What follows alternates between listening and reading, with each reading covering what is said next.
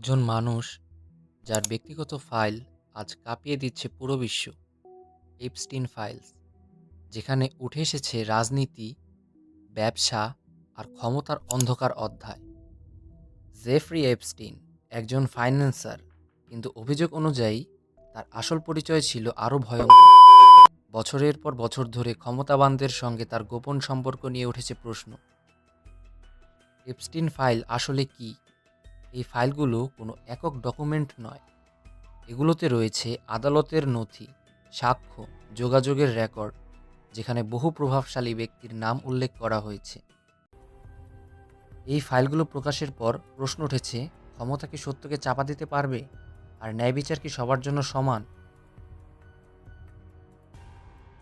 যদিও এখনও অনেক তথ্য পুরোপুরি প্রকাশ হয়নি, তবে বর্তমান পরিস্থিতি সত্যি খুবই ভয়ঙ্কর। বিভিন্ন দেশ, মিডিয়া এবং মানবাধিকার সংস্থা এখন এসব নথি খতিয়ে দেখছে। আপনি কি মনে করেন, পুরো সত্য কখনো প্রকাশ পাবে? মতামত জানান কমেন্টে।